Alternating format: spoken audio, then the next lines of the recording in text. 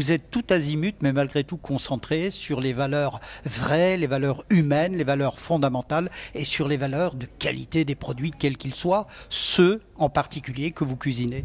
Non, moi je reste clairement dans l'axe de ce que je me suis fixé dans ma carrière d'artisan, c'est de rester concentré sur le produit, mes entreprises, mes collaborateurs, enfin les entreprises, les collaborateurs, et essayer de s'épanouir ensemble vers l'économie de la qualité. Ça, c'est ce que je crois pour la France.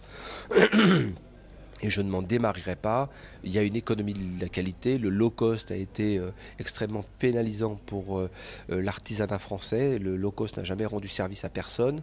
Donc il faut se battre pour l'économie de la qualité. Donc je suis sur ce front-là, dans mes restaurants bien sûr, mais aussi dans l'aspect social des choses. Et puis très prochainement, l'ouverture au mois de juin d'une boulangerie fusionnée avec le monde de la sandwicherie de qualité, parce que la cuisine peut aussi se rouler dans un sandwich et de façon extrêmement intéressante.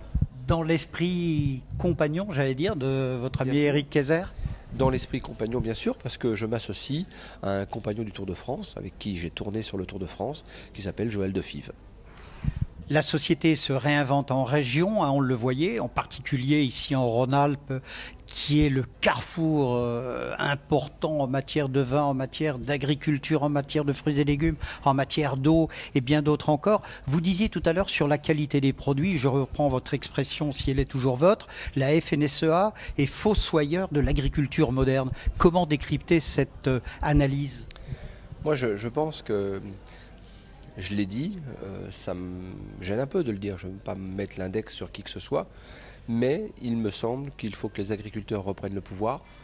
Les véritables agriculteurs. Les véritables agriculteurs, et surtout qu'ils se libèrent un petit peu de tout ça pour aller vers une économie de la qualité. C'est pas facile, je le reconnais, mais bien souvent ils sont victimes d'un certain nombre de choses que je ne trouve pas bonnes pour l'agriculture. Je trouve que les agriculteurs ont leur mot à dire, ils doivent se fédérer, nous rencontrer, nous artisans des métiers de bouche, pour qu'on puisse travailler mieux ensemble, valoriser leurs produits, valoriser leur travail. Aujourd'hui, si nous n'avons plus de produits à transformer, eh bien, notre filière sera morte. Donc on doit travailler de concert avec cette agriculture et qu'on arrête de nous proposer des plateaux des 1000 vaches et compagnie. Tout ça, ça n'a pas de sens. Il faut revenir à une agriculture raisonnée pour que le bio soit une conséquence de notre agriculture raisonnée.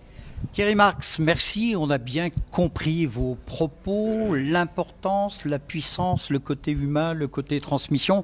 En d'autres termes, peut-on dire en conclusion que la cuisine est actuellement le catalyseur de l'évolution sociétale, ou plus exactement de l'évolution de notre société qui n'arrête pas de bouger, en particulier avec toutes les choses plus ou moins agréables qui se déroulent depuis quelque temps et qui ont révolutionné nos façons de penser?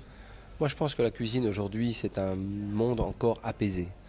Donc dans un monde apaisé, on peut débattre sans se haïr autour d'une table. C'est ce qui est formidable aujourd'hui autour de la cuisine. Et la transversalité de ce métier peut permettre encore, avec beaucoup d'humilité, nous permettre de passer un certain nombre de messages que nous avons à passer à cette société. Et débattre dans un restaurant est souvent beaucoup plus simple que de débattre à l'Assemblée finalement. Oui, autour de la convivialité de la table. Thierry, merci. Le mot de la fin, on est à Lyon, vous le disiez tout à l'heure, capitale mondiale de la gastronomie. Le mot de la fin, mais à Lyon, vous savez, faim, on l'écrit F-A-I-M. Vous avez envie de manger quoi? Alors certes, vous sortez de table chez Christian Tétois, mais vous auriez envie de quoi avec un verre de badois tout de suite? Très honnêtement, un Saint-Marcellin de la mère Richard. En entier, hein, pas un demi. Ah non, mais ça ne se divise pas.